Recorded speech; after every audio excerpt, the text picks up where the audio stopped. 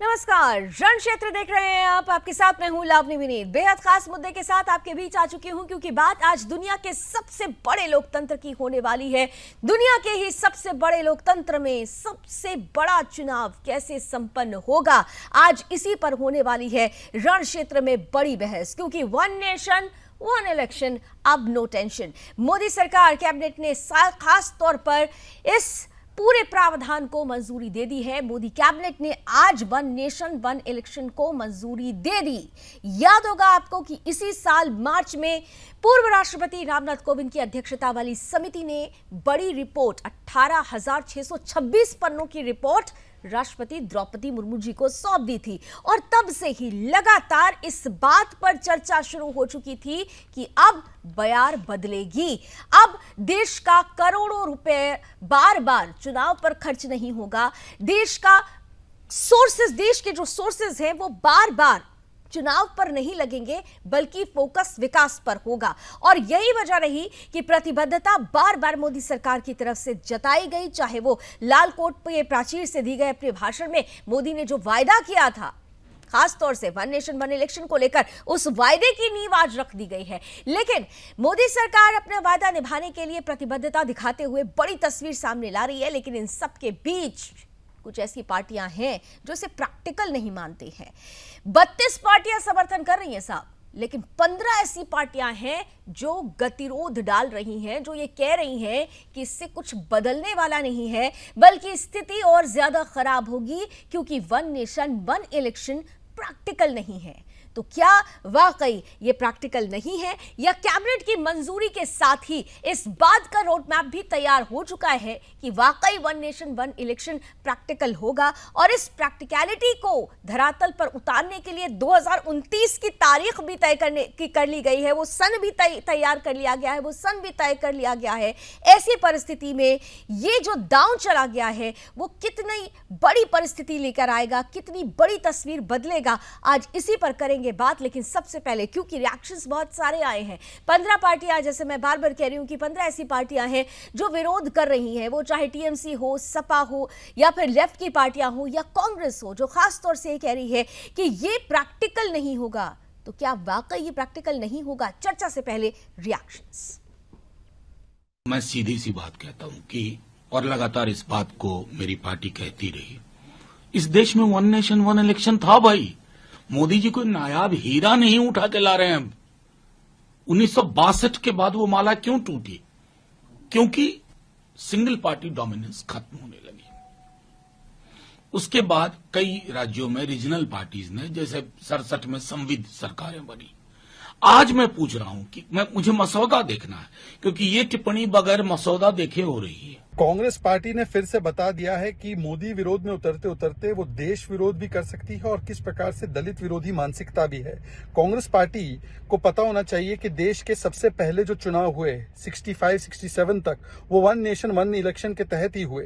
पर इंदिरा गांधी जी के महत्वाकांक्षा ने, लस्ट फॉर पावर ने इस पूरे शेड्यूल को बिगाड़ा। तब क्या वन नेशन वन इलेक्शन गलत था या सही था? और तब सही था तो आज गलत कैसे हो सकता है? ये देखिए, ये प्रैक्टिकल नहीं है और ये चलने वाला नहीं है। ये सिर्फ चुनाव जब बात है, कोई ना कोई कुछ मुद्दा नहीं मिल रहा उनको, ऐसी चीजें बात करने के लिए, इश्यू को डाइवर्ट करने के लिए वो बात करते हैं, और इसीलिए और पूरे देश के लोग कोई मानने वाले भी नहीं है। देखिए, बहुत जल्दी विपक्ष में भी उनके अंदर से आंतरिक दबाव बनने न लग जाए कहीं, क्योंकि देश में करीब 80% of the respondents who responded during the consultation process, 80% से ज्यादा लोगों ने इसको बहुत पॉजिटिव सपोर्ट दिया है, खासकर यूथ ने। Youth is very much in favour of. देखिए, हमें ये लगता है कि ये भारतीय जनता पार्टी का एक और नया जुमला है, और मैं बताता हूं क्यों। थोड़े दिन पहले 4 राज्यों के चुनाव होने थे। 4 राज्यों के चुनाव में इन्होंने सिर्फ 2 राज्यों का चुनाव किया। इन्होंने हरियाणा का और जम्मू एंड कश्मीर का चुनाव कराया, झारखंड और महाराष्ट्र को छोड़ दिया। अगर आप 4 राज्यों के चुनाव नहीं करा पा रहे हो, आप वन नेशन वन इलेक्शन कैसे कराओगे? उसको भी छोड़ो, मैं इनसे ये कहना चाहता हूं कि हम मांग कर रहे हैं कि महाराष्ट्र और झारखंड के साथ आप दिल्ली का चुनाव करा दो। ये उसमें भी सहमत नहीं है। तो जब आप एक साथ 3 राज्य के चुनाव कराने में असमर्थ हैं, एक साथ 4 राज्यों के चुनाव कराने में असमर्थ है, तो फिर ये कैसे संभव है कि आप पूरे देश में एक साथ चुनाव करेंगे? तो ये एक बहुत बड़ा जुमला है। ये निर्णय केवल एक गिमिक है, एक प्रपंच है। आसन्न हार दिखाई दे रही है उनको। जम्मू कश्मीर में भी, हरियाणा में भी बुरी तरीके से पिट रहे हैं। जहां उपचुनाव हो रहे हैं उनमें भी भाजपा को हार दिखाई दे रही है।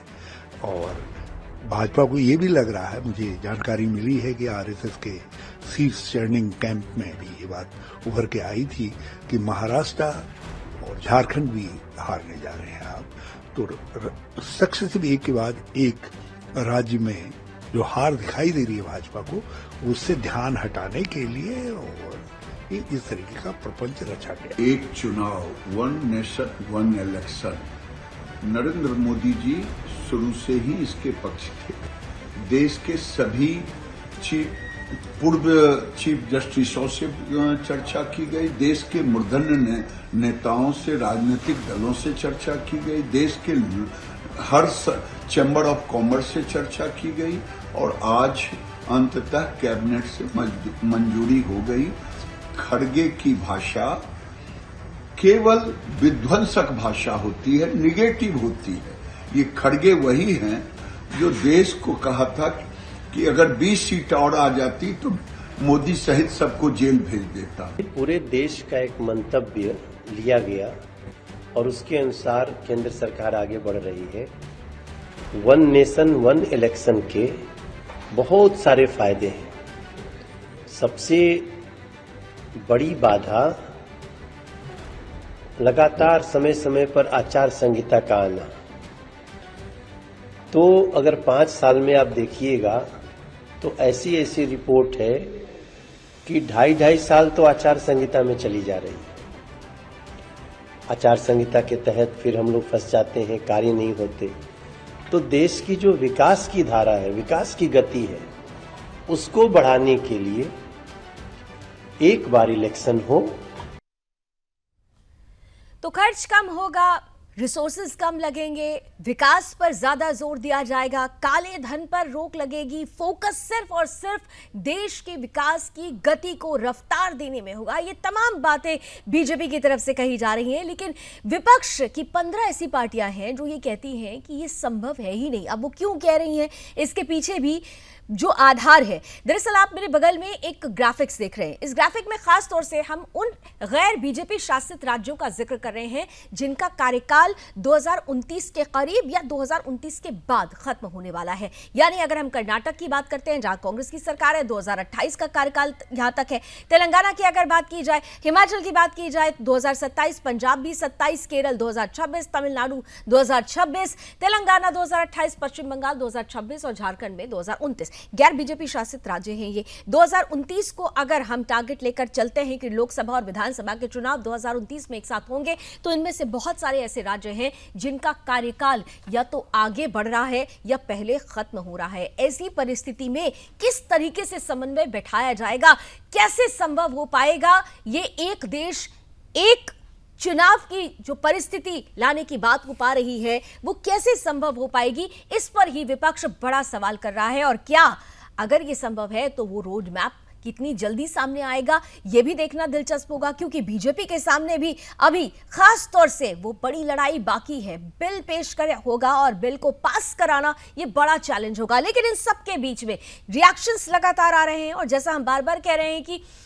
62 ऐसी पार्टियां थी जिनसे पूर्व राष्ट्रपति रामनाथ कोविंद की कमेटी की तरफ से उनसे प्रस्ताव मांगा गया था। 62 में से 47 ने अपनी राय दी, जिसमें से 32 साथ आ गए, 15 विरोध में चले गए। 15 ऐसी पार्टियां हैं जिन्होंने अभी तक कोई रिएक्शन नहीं दिया है। ऐसे में ये जो परिस्थिति बनी है, इन 15 को कैसे मनाया जाएगा, इस परिस्थिति में बार बार जो सवाल खड़ा हो रहा है वो इस प्रावधान की प्रैक्टिकलिटी को लेकर है। छत्तीसगढ़ के पूर्व उप मुख्यमंत्री हैं टीएस सिंहदेव, उन्होंने भी एक बड़ा सवाल खड़ा किया है। सवाल क्या है, आइए पहले आपको सुनाते हैं और फिर चलेंगे आज की चर्चा की तरफ। नहीं दिखता आज के समय से और आज के संविधान की जो व्यवस्थाएं हैं उसके तहत ये प्रैक्टिकल है, संभव ही नहीं है। प्रैक्टिकल की बात ही नहीं है, ये संभव ही नहीं है। ये तभी संभव हो सकता है यदि आप संविधान में ऐसा संशोधन करें, एक कि जो 5 साल का कार्यकाल वन नेशन वन इलेक्शन लागू हो गया 1 जनवरी 2025 से, मान लीजिए अब पूरे देश की विधानसभाओं का और देश की लोकसभा का इलेक्शन एक साथ होगा, 5 साल के लिए वो चलेंगी सरकार। 2 साल बाद सरकार गिर जाती है, कहीं की किसी राज्य की या केंद्र की सरकार 2 साल बाद गिर गई। आज संविधान का प्रावधान है कि सरकारें 5 साल के लिए चुनी जाएंगी। 2025 को चालू किया, 2 साल बाद 2027 में केंद्र सरकार गिर गई या किसी राज्य की सरकार गिर गई और वो 5 साल के लिए चुनी जाएगी, तो उसका अगला इलेक्शन कब आएगा? 2032। बाकी जगह कब होंगे इलेक्शन? 2030। तो वन नेशन वन इलेक्शन का क्या होगा? संभव ही नहीं है। जब तक आप ऐसा प्रावधान संविधान में नहीं लाते कि गवर्नमेंट्स अगर गिरती हैं तो वो अब अगर चुन के आएंगी तो शेष 5 साल के समय के लिए ही चुन के आएंगी, या आप चुनाव ही नहीं कराओगे। अभी एक साथी ने पूछा कि गवर्नर रूल लगा देंगे क्या, प्रेसिडेंट रूल लगा देंगे क्या, तो आप कहोगे कि हमको तो 5 साल का मेंटेन करना है, 1 साल में अब ये सरकार गिर गई तो अब चुनाव नहीं होगा क्योंकि वन नेशन वन इलेक्शन का क्रम टूट जाएगा, तो 4 साल के लिए गवर्नर्स रूल रहेगा, 4 साल के लिए प्रेसिडेंट्स रूल रहेगा। और संविधान के उस प्रावधान का क्या होगा जो कहता है कि 6 महीने में आपको चुनाव कराना ही है रिक्त स्थान में? वो भी संविधान में संशोधन करना पड़ेगा। नहीं, वन नेशन वन इलेक्शन हमको कराना है, तो अगर सरकार बीच में गिरती है तो 5 साल का क्रम टूट जाएगा, तो 5 साल हम नहीं बदल रहे। अब ये जो शेष समय के लिए इसमें गवर्नर्स रूल या राष्ट्रपति शासन लगेगा। सवाल कई हैं, लेकिन अगर इतिहास के पन्नों को पलटा जाए तो तस्वीर ये भी सामने आती है कि 1983 में ही वन नेशन वन इलेक्शन को लेकर बड़ी बात कही जाने लगी थी, और 1967 तक अगर देखें तो इस देश में एक देश एक चुनाव की परिस्थिति थी, यानी 67 तक हुआ करता था एक देश एक चुनाव, लेकिन उसके बाद ये चक्र टूटा। अब उसी चक्र को दोबारा ही रफ्तार देने का प्रयास बीजेपी नीति सरकार कर रही है।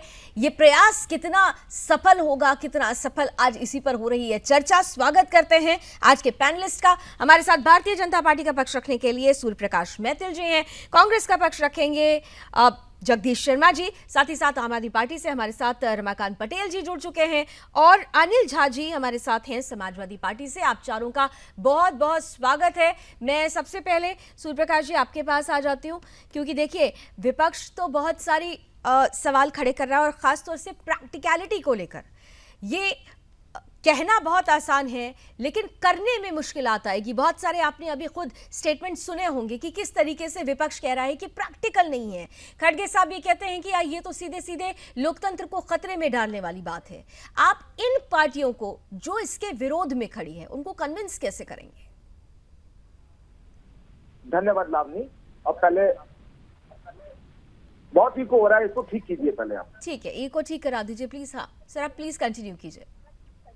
मैं बोल नहीं पाऊंगा लावनी, बिल्कुल बहुत। अच्छा ठीक है, हम आपको इको ठीक कराते हैं। तब तक हम जरा जगदीश शर्मा जी आपसे ही आपके पास ही आ जाती हूँ। अभी खड़गे साहब ये कहते हैं कि प्रैक्टिकल नहीं है, आप लोगों को प्रैक्टिकल क्यों नहीं लगता? और सबसे बड़ी बात कि जब हम कुछ बड़ा ऑब्जेक्टिव रखते हैं उसे मीट करने के लिए हमें कुछ कॉम्प्रोमाइज करना पड़ता है। क्या कांग्रेस उस कॉम्प्रोमाइज के लिए तैयार नहीं? ये अच्छी चीजें होनी चाहिए, पर कर कौन रहा, सवाल ये है। 4 राज्यों में चुनाव थे, दो राज्यों में भी, जम्मू कश्मीर और हरियाणा में भी चरणों में चुनाव हो रहा है। कैसे कराएंगे आप बात तो कर देते हैं, हर बार नया सगोबा छोड़ देते हैं, भारत को उलझा देते हो इस काम में। अभी इनके पक्ष के लोग भी पता नहीं मानेंगे नहीं मानेंगे, और उसके बात करी नहीं करी। तो मैं समझता हूँ कहीं ना कहीं गुमराह करने की साजिश है। और अगर कर ही रहे हैं तो 29 में क्यों? अरे भाई बहुमत की सरकार है, बहुमत से आप सारे काम करते हो, हमारे पूछने की क्या जरूरत? भी कर दो, अगले चुनाव अगले साल ही सब इकट्ठे चुनाव करा दो, हम आपके साथ हैं। पर नहीं, इनको 229 तक इंतजार करना है, मजे लेना सरकारों के, फिर 29 की सरकार लूटनी है। कहना कि देश के प्रधानमंत्री बार बार कहते थे जब शुरू में आए थे, ईओ में घपला है। भाई पिछले 10 सालों से ईओ से सरकार बन रही है, कहां जनता की वोट जा रही है? आप बैच पेपर ले आइए, हम आपका स्वागत करते हैं, समर्थन में खड़े हैं। लेकिन सवाल तो ये भी है ना, सवाल तो ये भी है ना कि इस देश ने, नहीं जगदीश जी सुनिए, इस देश ने, ऐसा तो है नहीं कि ये एक देश एक चुनाव वाली परिस्थिति अभी नहीं आ जाएगी। इस देश ने इस दौर को देखा है। 1967 तक देश में एक ही बार चुनाव होते थे ना, तो जब तब हो सकता था, और उस वक्त तो आप लोग भी दम भरते थे, आप लोगों की तरफ से ही पहला रिएक्शन आता था कि ऐसा होना चाहिए। तो फिर अब क्यों परेशानी है? लावनी जी, किसको परेशानी? हम तो कह रहे हैं ना, जो 2 राज्यों में चुनाव चरणों में करा रही है वो कैसे कराएंगे? ना फोर्स में भर्ती, ना सीआरपीएफ भर्ती है, ना पुलिस में भर्ती है, नौकरी दे नहीं रहे हैं, जनता बढ़ती जा रही है, मतदान बढ़ता जा रहा है, कहां से करेंगे, कैसे करेंगे? ये तो तैयारी कर रहे हैं। नहीं, कैसे कराएंगे? उन्होंने उसका रोड मैप तैयार किया होगा, तभी उन्होंने कैबिनेट की तरफ से मंजूरी भी दी, एक रोड मैप हो चुका है। आप साथ देंगे या नहीं देंगे? नहीं, अच्छा ये बता दीजिए, आप लोग साथ देंगे या नहीं देंगे? बहुमत की सरकार है रावनी जी, हमारे साथ की जुट पिछले 10 साल से बहुमत का फायदा उठा रहे हैं, फिर कर ले, हम कौन सा मना कर रहे हैं? पर ये खेल हो जाएंगे, शाहरुख खान जीत करेंगे। ठीक है, Surya Prakash Maithil ji, counter answer. Audio please studio का बढ़ा दीजिए। सूर्य प्रकाश मैथिल जी। धन्यवाद लावनी। पहले तो भारत माता की जय, वंदे मातरम। और लावनी देखिए, अभी आपने जो शुरुआत में कहा कि कैसे कराएंगे, तो पहली चीज, ये ऐसा कोई प्रयोग नहीं है, कोई आविष्कार नहीं है कि इस देश में पहले वन नेशन वन इलेक्शन नहीं था। 1991 से लेकर 1967 तक वन नेशन वन इलेक्शन था, लेकिन उसके बाद इंदिरा गांधी जी की अति महत्वाकांक्षाओं कि राज्यों के ऊपर कंट्रोल करने का एक नया दौर चला भारतीय राजनीति में, लगातार चुनी हुई सरकारों को बर्खास्त किया गया। उसके कारण इस प्रकार की स्थिति उत्पन्न हुई देश में कि वन नेशन वन इलेक्शन कराना संभव नहीं रह पाए। और अब जो दोबारा से माननीय प्रधानमंत्री श्री नरेंद्र मोदी जी ने ये बीड़ा उठाया है, हम सबको इसका स्वागत करना चाहिए। देखिए, वन नेशन वन इलेक्शन अत्यंत आवश्यक है। आप समझिए लावनी कि जब भी इस देश में इलेक्शन होते हैं तो एक तो 2 महीने की आचार संहिता लगती है, कार्य बिल्कुल बंद हो जाते हैं, साथ ही साथ सरकारी मशीनरी अपने जिन कार्यों के लिए उनको अपॉइंट किया गया उसको छोड़कर चुनाव कराने में लग जाती है। महत्वपूर्ण बात, उसमें खर्चा भी होता है और 1000 करोड़ से ज्यादा खर्चा होता है। आप देखिए कि 80,000 करोड़ तो हमारे भारत के कई प्रमुख राज्यों की जीडीपी भी नहीं है। और मैं याद दिलाना चाहता हूं कि हिमाचल प्रदेश देखिए, 20 सेकंड दीजिए। हाँ। हिमाचल प्रदेश आप देखिए, इस समय फंड के लिए लगातार केंद्र सरकार की तरफ जा रहा है, उनके पास पैसा नहीं है। सेम स्थिति कर्नाटक की है, उसके अलावा तेलंगाना में भी यही स्थिति हुई पड़ी है लगातार। ठीक है, लेकिन सूर्य प्रकाश जी एक चीज समझा दीजिए ना। देखिए, मैंने कहा ना कि आप लोगों को कन्विंस करना होगा। जो पार्टियां आपके साथ नहीं है, 32 पार्टियां आपके साथ हैं, 15 ने अभी तक कोई रिएक्शन नहीं दिया है, 15 का रिएक्शन सामने, वो विरोध करें, और इस समय 3 पार्टियां आपके साथ, 3 उन पार्टियों के सहयोगी आपके साथ है। कन्विंस करना होगा। देखिए, एक ग्राफिक में फिर से जरा दिखाती हूँ, और जरा दिखाइए वो ग्राफिक्स, दिखाइए जरा, स्क्रीन पर लेकर आइए। मेरे सामने हमने 8 ऐसे राज्य सामने रखे,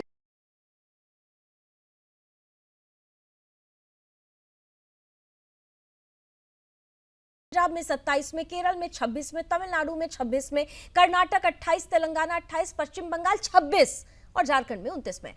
तो आप सिर्फ इतना बता दीजिए कि जो कार्यकाल पहले खत्म हो रहा है, या जिस कार्यकाल को खत्म होने में ज्यादा समय है, इस गैप को कैसे आप फुलफिल करेंगे? ये जो वैक्यूम हो जा रहा है, क्या यही सवाल तो विपक्ष पूछ रहा है, क्या इस दौरान वहां पर राष्ट्रपति शासन आप लगा कर रखेंगे, गवर्नर जरूर रखेंगे, क्या होगा वहां पर?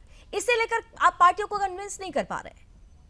देखिए, पहली चीज मैं आपको बता देना चाहता हूं कि इस देश के अंदर 191 दिन तक हाई लेवल कमेटी ने रामनाथ कोविंद जी के नेतृत्व में एक पूरे देश में चर्चा का माहौल बनाया। उसके अंदर 21,000 से ज्यादा 21,558 लोगों की राय ली गई।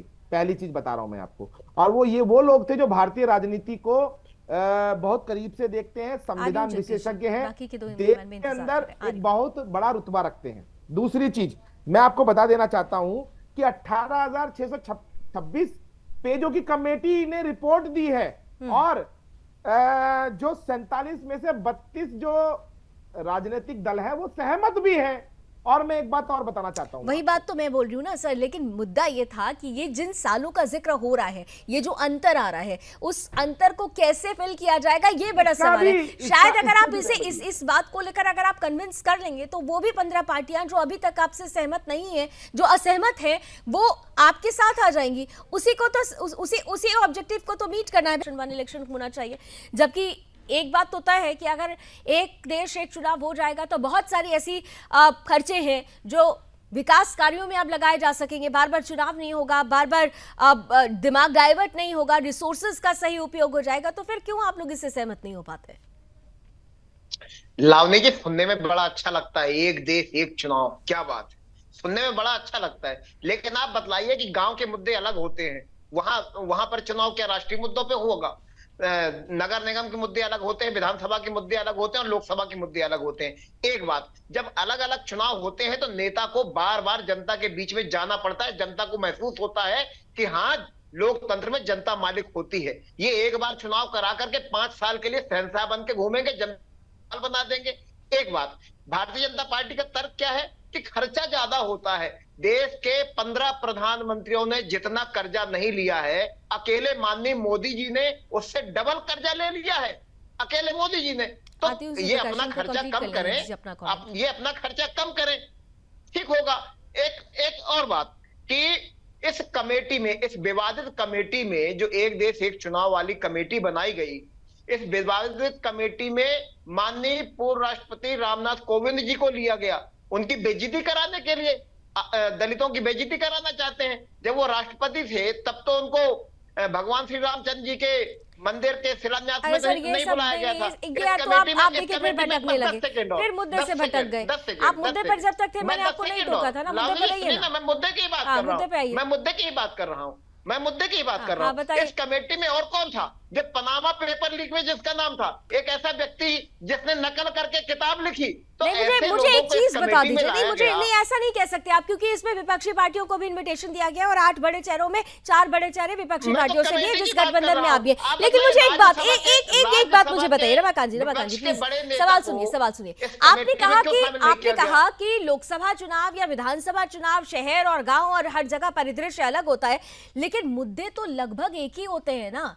आप लोग भी जब चुनावी मैदान में उतरते हैं तो मुद्दों का सिलेक्शन भी एक ही जैसे करते हैं ना। आप अगर किसी आप जनप्रतिनिधि बन रहे हैं और आप देश के सामने या किसी राज्य की जनता के सामने या किसी लोकल बॉडी इलेक्शन में जनता के सामने जा रहे हैं, तो बात तो आप कॉमन करेंगे ना, और वो कॉमन बात विकास से जुड़ी हुई होगी। अगर उसी विकास के लिए हमें ज्यादा पैसे मिल रहे हो, उसी विकास के लिए हमें ज्यादा रिसोर्सेज मिल रहे हो, तो फिर क्यों प्रॉब्लम है सर? लावनी जी, बिल्कुल मुद्दे अलग अलग होते हैं, एक मुद्दे हो ही नहीं सकते। आप बतलाइए ना कि ग्राम पंचायत के क्या मुद्दे होते हैं? तालाब खुदवाना है, नाली बनवाना है, स्कूल ठीक कराना है, मरम्मत कराना है, बच्चों की पढ़ाई करना है ना। नगर निगम के क्या मुद्दे होते हैं? Dengue malaria. रमाकांत जी, मैं बिल्कुल सहमत हूं आपकी विषयों पे कि गांव के मुद्दे और शहरों के मुद्दे बिल्कुल अलग होते हैं, विधानसभा के मुद्दे और ग्राम पंचायत के मुद्दे बिल्कुल अलग होते हैं। इसी कारण ये जो 1 नेशन 1 इलेक्शन की बात की गई है, राज्यों की विधानसभा और लोकसभा साथ में कराई जाएगी, उसके 100 दिन के अंदर नगर निकायों का चुनाव दोबारा होगा। ये एक जो परिपाठी अब जो शुरू करने जा रहे हैं, इसमें 2 तरीके से चुनाव होंगे। एक होगा राज्य और लोकसभा दोनों, और साथ में दूसरा होगा नगर पंचायत और नगर निगम दोनों। एक और बात, आपने कहा कि देश में कर्ज जो है वो भाजपा के शासनकाल में बढ़ गया। अरे मेरे मित्र, थोड़ा सा जानकारी को आप अपडेट करते तो मुझे बड़ा अच्छा लगता। इस समय में 155 लाख करोड़ का कर्ज यदि आप बोलते हैं तो उसका 80% जो हिस्सा है वो हमारे सरकारी बैंकों का है, देश के बैंकों का है, और जो 20% हिस्सा भी है उसमें जापान के कंट्रीब्यूशन के साथ में है, जिसके कारण इस देश में नहीं अलाव नहीं पूरा क्लियर हो जाने दीजिए। 26 से ज्यादा एक्सप्रेस वे बने हैं देश के अंदर, सभी रेलवे के प्लेटफॉर्म्स का आमूलचूल परिवर्तन हुआ है देश के अंदर। जिस प्रकार से लगातार पोर्ट डेवलप किए गए हैं, स्मार्ट सिटीज डेवलप की गई हैं, तो इन्वेस्टमेंट है। ये ऐसा नहीं है कि आप शराब के जो गली गली आपने खोलकर रेवेन्यू जनरेट करने की कोशिश की, इस प्रकार की शराब माफियागिरी नहीं है। और एक और बात, ये वो लोग हैं यहाँ प्रश्न उठाने वाले जिनकी अब तत्कालीन मुख्यमंत्री जो है इस देश के आतंकवादी अफजल गुरु को बचाने के लिए ठीक है, फिर आप लोग उसी अनिल झा जी का एक कमेंट जरूरी है। समाजवादी पार्टी क्या सोचती है? ठीक है, जल्दी से अनिल झा जी प्लीज मैथिल साहब प्लीज, समय की कुछ सीमाएं। अनिल झा जी, समाजवादी पार्टी क्या सोचती है? 1 नेशन 1 इलेक्शन। समाजवादी पार्टी वही सोचती है जो देश सोचता है, जो देश की जनता सोचती है, जो आप और हम लोग सब लोग सोचते हैं। समाजवादी पार्टी ये सोचती है कि 1 नेशन 1 इलेक्शन मोदी जी कराएंगे, बहुत अच्छी बात है, बट मोदी जी ने आज तक जितना भी अनाउंसमेंट किया उसमें हुआ क्या? नोटबंदी से देश को क्या मिला? जीएसटी से देश को क्या मिला? छोटे व्यापारियों को। दरअसल सवाल वही है जो अभी आप भी कह रहे हैं, दिखा रही है टीवी स्क्रीन पे, और आपने स्वयं कहा है कि जो सरकारें पहले खत्म हो रही है उसके बारे में क्या ये बताएंगे, उसके लिए क्या करेंगे। जो सरकारें 2 साल बाद खत्म हो जाएंगी उनके लिए क्या करेंगे ये, बीच में अगर कोई सरकार गिर जाती है किसी भी वजह से, गठबंधन की सरकार है, वहां क्या करेंगे ये। तो ये सब चीजें जब तक आप साफ नहीं करेंगे, खाली आपने एक सिगुफा छोड़ दिया कि कैबिनेट ने पास किया, क्या एनडीए ने समर्थन दे दिया, लोकसभा में पास हो गया, तो आप इंतजार करिए। दरअसल ये जो आज का जो ये हेडिंग है, ब्रेकिंग न्यूज है, ये जम्मू कश्मीर, हरियाणा, झारखंड और चुनाव जो है 4 राज्य, महाराष्ट्र, इस पे डिबेट आजकल अनिल जी एक ब्रेक लेना होगा, लेकिन उससे पहले मेरे एक सवाल का जवाब आप दे दीजिए। मैं आप ही से पूछ रही हूँ सर, आप ही से पूछ रही हूँ। आपने कहा ना कि आपने कहा कि नोटबंदी या जीएसटी, सुन तो लीजिए अनिल जी, आप सुन लीजिए मेरी बात। आपने सवाल पूछा, जवाब दे रहा हूँ, उसके बाद दोबारा सवाल पूछिएगा। आज डिबेट हर चैनल पे चल रहा है महाराष्ट्र, जम्मू कश्मीर, झारखंड और हरियाणा के चुनाव में, और सारे राज्यों में भाजपा का सुपड़ा साफ दिखाया जा रहा है। इस डिबेट को रोकने के लिए आज हम लोग डिबेट करने के लिए बैठ गए, सारे चैनल पे चल रहा है ये डिबेट। अरे भाई, तो वो डिबेट भी तो इसी डिबेट का हिस्सा है ना, उसी पे तो चर्चा हो रही है। वन नेशन वन इलेक्शन में अगर आप लोगों को लगता है कि बीजेपी का सुपड़ा साफ हो रहा है, तो वन नेशन वन इलेक्शन में भी जनता जनार्दन जो चाहिए वही रिजल्ट आएगा ना साहब। ये सरकार ने तो कह दिया है, कैबिनेट से मंजूरी मिल गई है, अब कोई नो टेंशन नहीं होगी। ये परिस्थिति, ये जो वायदा किया गया था मोदी सरकार की तरफ से, प्रधानमंत्री मोदी की तरफ से, उस वायदे को पूरा करने के लिए आधार तैयार कर दिया गया है। लेकिन चंद ऐसी पार्टियां हैं जो इससे अभी कन्विंस नहीं हो रही हैं, और आज इसी पर बड़ी चर्चा हो रही है। अनिल जी, ब्रेक हो गया था, लेकिन मेरा सवाल आपसे बड़ा महत्वपूर्ण है, क्योंकि आपने कहा अपने वक्तव्य में कि भाई नोटबंदी हुआ, ये हो गया, जीएसटी हुआ, वो हो गया। नोटबंदी हुई 2016 में, जीएसटी लागू हुआ 2017 में, 2019 के चुनाव में 303 सीटों के साथ बीजेपी की अकेली 303 सीटें आ गई, 353 सीटों के साथ उन्होंने सरकार बना ली। अगर जनता परेशान होती तो 2019 में वो उखाड़ फेंकती सरकार को, लेकिन उन्होंने बीजेपी का ही चयन किया। तो फिर इस बात से, आपकी इस बात से जनता कैसे कन्विंस होगी कि आने वाले वक्त में इससे दिक्कतें होंगी? अनिल जी, अनिल जी अनम्यूट कर लीजिए प्लीज, आपकी आवाज नहीं आ रही। हाँ, आप बोलिए सर, बोलिए। चुनाव जीतना कहीं ये साबित नहीं करता है कि आप जनता के कसौटी पे खड़े उतरे हैं। चुनाव जीतना, हर कोई जेल से चुनाव लोग जीत जाता है, एक से एक क्रिमिनल, एक से एक बदमाश, एक से एक आतंकवादी चुनाव जीत रहा है। अरे तो जनता भरोसा दिलाती है ना सर, जनता भरोसा देती है, तो फिर इसका मतलब उत्तर प्रदेश में आपकी जो 36 सीटें आई हैं, आप जनता की कसौटी पे, मतलब वो आपकी कसौटी पर आप खड़े नहीं उतरे आपकी बात के हिसाब से। देखिए लवली जी, आप अगर सवाल पूछते मुझे तकलीफ है, या तो आप अगर सवाल नहीं, मैं सवाल पूछूंगी, लेकिन आप तर्कविहीन अगर बात करने लगेंगे तो मैं तो आपको टोकूंगी ना साहब। अभी तो ये तो दूसरे, अभी आपने बीजेपी के प्रवक्ता, अच्छा बोलिए, मैंने उनसे भी सवाल पूछा, आप बोल लीजिए 20 सेकंड। अगर ऐसा होगा तो फिर हम दोबारा आने से पहले बोलिए, प्लीज बात करने दीजिए। आपने देखिए, मैंने कहा ना कि चुनाव जीतना हर चीज का ये साबित करना नहीं होता है कि आप बहुत अच्छे हो। चुनाव जीता अच्छी बात, सरकार में है, अब वही जनता फिर आके 240 पे रोक देती है, समर्थन नहीं देती है, गठबंधन सरकार बनती है, अब वही जनता हो सकता है 29 तक उखाड़ फेंक। बात वो नहीं है।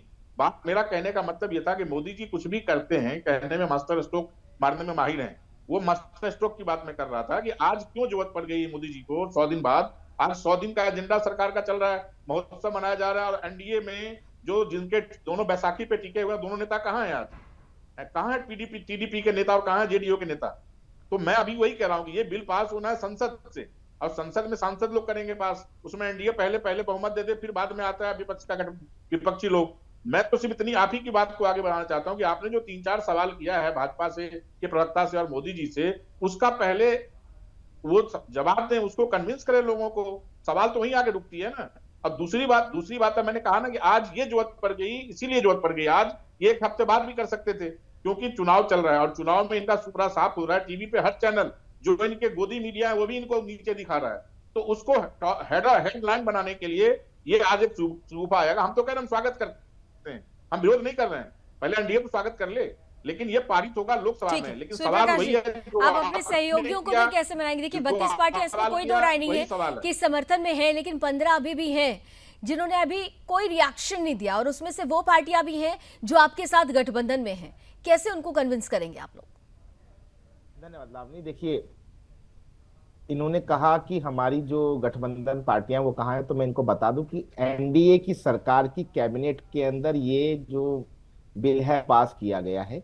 तो एनडीए की जो कैबिनेट है उसमें सभी दल साथ में हैं। एक और चीज, इन्होंने जीएसटी की बात की, तो मैं इनको ये बता देना चाहता हूं कि जीएसटी के बाद देश का रेवेन्यू जो है वो 1.5 लाख करोड़ रुपए महीना हो गया है, उसके अलावा इन्होंने नोटबंदी की बात की तो मैं इनको भूखमरी, बेरोजगारी, महंगाई बढ़ गई। बीच में मत बोलिए ना, मैं आपके बीच में नहीं बोला। महंगाई बढ़ गई। अरे सुनिए ना, बीच में मत बोलिए, वरना मुझे ऐसा लगेगा कि कल को आप जैसे लोग बैठे होंगे तो मैं एक सेकंड अनिल जी प्लीज, उनको आप काउंटर आंसर तो करने दीजिए ना, काउंटर आंसर करने दीजिए ना, आपने कुछ सवाल खड़े किए उसका जवाब दे रहे हैं। लोगों को कट्टा लगा के सुनना, आप उसको रिवेन्यू कहते हैं। बात नहीं होती है अनिल जी प्लीज, ऐसे नहीं हो पाएगा। आपने जो सवाल पूछा उसका काउंटर आंसर दें, ठीक है? मैथिल साहब जल्दी से दीजिए प्लीज, जवाब दे दीजिए 20 सेकंड्स जल्दी से, बाकी की जगदीश जी भी इंतजार कर रहे हैं, जल्दी से। हाँ। जी। तो मैं ये कहना चाहता हूं इनसे कि जीएसटी से देश का रेवेन्यू बढ़ा, उसके अलावा नोटबंदी ने पाकिस्तान को आटा मांगने पे चिल्लाना मजबूर कर दिया। एक और महत्वपूर्ण बात जो ये ज्ञान दे रहे थे अभी की चुनाव जीतना जनता के समर्थन का, तो कि वो 36-37 सीटें तुम्हारी आई हैं, थोड़ा रुका, बजाते हो तुम्हारे पाकिस्तान को आटा मांगने लगा, क्योंकि बजाते हैं वो पाकिस्तान को आटा मांगने के तुम्हारी देन है। उत्तर प्रदेश बाहर प्रवक्ता 37 सीटें नहीं, देखिए एक सेकंड, व्यक्तिगत टिप्पणी मत कीजिए एक दूसरे पे प्लीज। सवाल ये है, देखिए सवाल बड़ा है, ठीक है मैथिल साहब, जगदीश जी के पास जाने दीजिए, रमाकांत जी ने भी कुछ कहना चाहते हैं, एक सेकंड, ठीक है जगदीश जी। देखिए एक चीज तो है, एक चीज तो मानते हैं, ठीक है मैथिल साहब, ओके फाइन, मिर्ची लगी ना। जगदीश शर्मा जी एक बात तो तय है, सूर्य प्रकाश जी और अनिल झा जी, मैं आप दोनों से कह रही हूँ, मुझे आप दोनों का डाउन करना पड़ेगा। अगर आप व्यक्तिगत टिप्पणी एक दूसरे पर करेंगे तो एक दूसरे पर कोई व्यक्तिगत टिप्पणी नहीं, प्लीज जगदीश शर्मा जी प्लीज वोट पे डाउन, व्यक्तिगत टिप्पणी नहीं। जगदीश शर्मा जी कहां से लेके आती हो आप, ये बताओ आप मुझे। सूर्य प्रकाश मैथिल जी और अनिल झा जी, मैं आखिरी बार आप दोनों से कह रही हूँ कि प्लीज व्यक्तिगत टिप्पणी मत कीजिए। समय की सीमाएं होती है और डिबेट की एक मर्यादा होती है, आप दोनों से मैं ये अपेक्षा रखती हूँ प्लीज। जगदीश शर्मा जी मैं आपके पास आ रही हूं। देखिए एक बात तो जिस तरीके से अभी ये कहा जा रहा है कि ये प्रैक्टिकल नहीं है, जगदीश जी मुझे जरा आप समझाइएगा कि जब 1967 तक ये चीजें प्रैक्टिकल हो सकती थी और उस वक्त जब पहली बार इस पूरे प्रावधान के बारे में चर्चा भी होनी शुरू हुई थी, उस वक्त तो आपकी सरकार ने इसका विरोध नहीं किया था, तो आज की तारीख में विरोध का आधार क्या है? सिर्फ मोदी ने कोई डिसीजन लिया, मोदी सरकार ने कोई डिसीजन लिया, विरोध करना है इसलिए विरोध है? लावनी जी प्रैक्टिकल तो सब कुछ है, कुछ भी हो सकता, ना ही हम विरोध कर रहे हैं। मैं तो दो ही बात करूं, ज्यादा बात नहीं करूंगा। आप ये दो बात तक मोदी जी तक, बीजेपी तक पहुंचा दो, हम समर्थन में हैं कि नंबर 1 तो बैलेट पेपर से चुनाव कराओ, और नंबर 2 29 में क्यों अभी कराओ। ये खुद भाग जाएंगे, हमारी जरूरत नहीं है विरोध करने की, ये खुद विरोध में आ जाएंगे। ये तो 29 की तैयारी करेंगे, 29 में कैसा लूटा जाए। अब जनता ने तो छोड़ दिया, अब अगली तैयारी पड़ाव में चल दी है। मोदी जी ने ईवीएम का विरोध करता, मैं हर बार करता हूं। आप बैलेट पेपर से चुनाव कराए, मोदी कह दे हम साथ करें, मैं क्या पूरा देश साथ खड़ा हो जाएगा, 15 पार्टी साथ आ जाएगी। मैं दाव से कहता हूं ये तैयारी है चुनाव को लूटने की और हमें विरोध करना पड़ेगा। मोदी जी ने साहब लेकिन जगदीश जी मुझे एक चीज और बता दीजिए, हिमाचल में आपकी सरकार बनती है तब आपको ईवीएम पर भरोसा हो जाता है, आपकी सरकार जब बनती है तब ईवीएम पर भरोसा और ऐसे आपको बैलेट चाहिए, ये बात आप लोग क्यों नहीं समझा पाते? लावनी जी भारत के प्रधानमंत्री ने सबसे पहले विरोध करा, जिस देश में पढ़े लिखे लोग हैं ठप्पा देगा, हम तो आज भी विरोध कर रहे हैं। मेरे नेता राहुल गांधी अखिलेश ने हम जीत भी गए तो सबसे पहले ईवीएम को हटाएंगे, ये लोकतंत्र की हत्यारी है, इसे चोरी हो रही है, डकैती लूटा जा रहा है। प्रधानमंत्री क्यों नहीं बोलते? अब विरोध तो उन्होंने करा था। अरे भाई मैं आपसे कहती रही हूँ जिस राज्य में आप जीतते हैं वहां पर क्यों नहीं ईवीएम का ओनर होते हैं? जब आप जीत जाते हैं, आज की तारीख में कांग्रेस को अगर 99 सीटें मिलती हैं, तब उसी ईवीएम से अगर मिलती हैं तो आप तब तो वाहवाही करने लगते हैं, नहीं मिलती है तो आप ईवीएम का रोना रोने लगते हैं। हिमाचल में आपकी सरकार बन जाती है तो वाहवाही है, नहीं बनी होती तो ईवीएम का रोना। ये दो बातें आप लोग क्लियर नहीं कर पाते। लावनी जी अगर ईवीएम मशीन ना होती तो हम 200 पार होते और ये 99 पे बैठे होते, गिन रहे होते। अच्छा मतलब आप ये कहना चाहते हैं कि आप ईवीएम से नहीं बल्कि बैलेट से कराएं तो आप 1 नेशन 1 इलेक्शन के पक्ष में हैं, ये कहना चाहते हैं? साथ खड़े हैं। चलिए सूर्य प्रकाश मैथिल जी एक पॉइंट नोट कर लीजिएगा। रमाकांत जी के मन में भी कुछ चल रहा है। रमाकांत जी आप लोग क्या चाहते हैं? आपने तो पहले ही कह दिया कि भाई नवंबर में भी दोनों को साथ में, दोनों सारे चुनाव साथ में कराए जा सकते थे, लेकिन प्रैक्टिकलिटी को लेकर जो बात कांग्रेस कह रही है क्या उससे आप सहमत हैं? देखिए लावनी जी मैं तो सीधी बात कह रहा हूं कि अगर भारतीय जनता पार्टी वाले कह रहे हैं कि 1 नेशन 1 इलेक्शन हमारे एजेंडे में था, तो क्या इनके एजेंडे में 2 करोड़ रोजगार नहीं थे? क्या इनके एजेंडे में महंगाई कम करना नहीं था? क्या इनके एजेंडे में जीएसटी और नोटबंदी था? क्या नोटबंदी के नाम पे इन्होंने वोट मांगा है क्या? नोटबंदी मतलब भांग खा करके कोई भी फैसला अगर देश में थोप देंगे तो ऐसे तो नहीं चलेगा ना। भांग खा करके कोई भी फैसला थोप देते हैं तो ऐसे नहीं चलेगा। मैं ये कह रहा हूं देश की जनता की भलाई कैसे होगी। आज देश के लोगों को ईवीएम पे भरोसा नहीं है, करवाए बैलेट पेपर से चुनाव करवाए, क्यों नहीं करा रहे। और सुनिए ना लावनी जी, उन्होंने भांग खा के फैसला थोप दिया और 2019 में जनता ने भांग खाकर उनको 303 सीटें दे दी।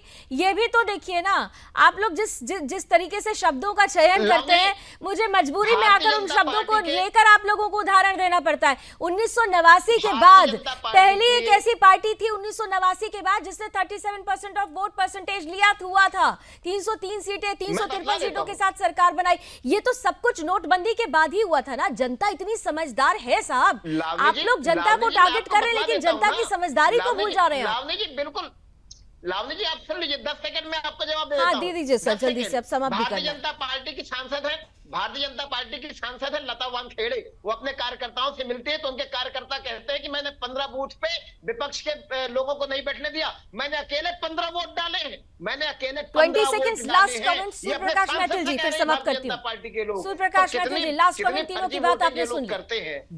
जल्दी से, only 20 seconds। देखिए लावनी जी, परम आदरणीय प्रधानमंत्री श्री नरेंद्र मोदी जी इस देश के लिए अपना जीवन भी न्यौछावर करने के लिए संघर्ष कर रहे हैं। अभी साहब है लगातार ये गालियां भी देंगे, अपशब्द भी कहेंगे, लेकिन वो चाय वाला जिस देश के चुनावी खर्चे को खत्म कर वो जो अपव्यय होता है को देना चाहता वो भी इस देश के बच्चों के भविष्य के लिए लगाना चाहते हैं। और ये जो अभी यहाँ बैठकर अडानी अंबानी कर रहे हैं, तेलंगाना के अंदर अडानी जी को हाथ जोड़कर पैर पकड़कर इनके मुख्यमंत्री ने कहा कि इन्वेस्टमेंट करो। हिमाचल का मुख्यमंत्री आगे पीछे घूम रहा है। नेशन वन इलेक्शन मकसद उद्देश्य अरे भाई जेल में भी डालेंगे सरकार, लेकिन विकास के लिए वन नेशन वन इलेक्शन बन रहा है।